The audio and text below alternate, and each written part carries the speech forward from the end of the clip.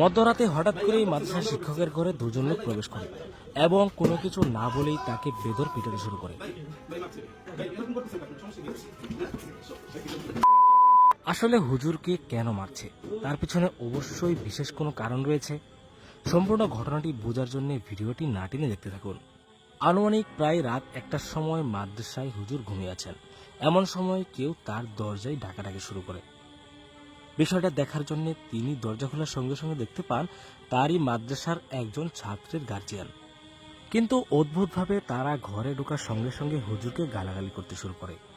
হুজুর গালাগালির কারণ জানতে চাইলে তারা তাকে কোনো কিছু না বলে সরাসরি গায়ে হাত দিয়ে বসে। হুজুর খুবই নরম স্বরে তাদেরকে বসে তারপর বিষয়টা নিয়ে কথা বলতে চান, কিন্তু তাদেরকে দেখে মনে হচ্ছে তারা হুজুরের প্রতি কোনো একটা কারণে বিশেষভাবে ক্ষিপ্ত হয়ে রয়েছে। এক পর্যায়ে দেখা যায় একজন লোক ঘরে থাকা একটা লাঠি হাতে নেন এবং হুজুর তাদেরকে যতই বোঝাতে যাচ্ছেন ঠিক তারা যেন উল্টো তার উপর আরো ক্ষিপ্ত হয়ে যাচ্ছেন এবং কথায় কথায় হুজুরের গায়ে হাত তুলতে শুরু করলেন। এখন প্রশ্ন হলো হুজুরের উপর তারা কেন ক্ষিপ্ত হয়েছে। এই লোকটির ছেলে মাদ্রাসায় পড়াশোনা করেন এবং ক্লাসে দিনের বেলা হুজুর তার ছেলেকে শাসন করেছিল। এখন প্রশ্ন হলো মাদ্রাসায় হুজুররা ছেলে মেয়েদের শাসন করতেই পারে, এতে হুজুরের উপর চড়াও হওয়ার কি আছে।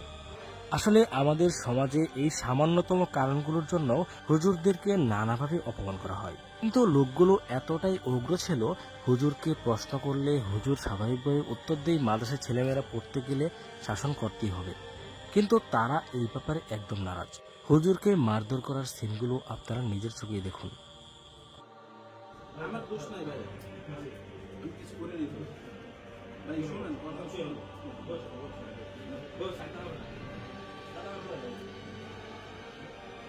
ভাই বসেন, বসে কথা বলুন, বসেন, আমি সলভ করতেছি। বসেন, কোনো কথা না ভাই, বসেন না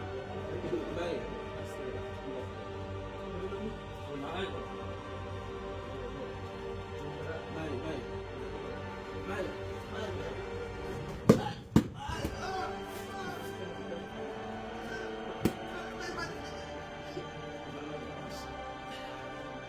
ভাই ভাই মারছে,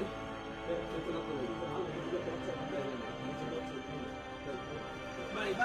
ভাই ভাই ভাই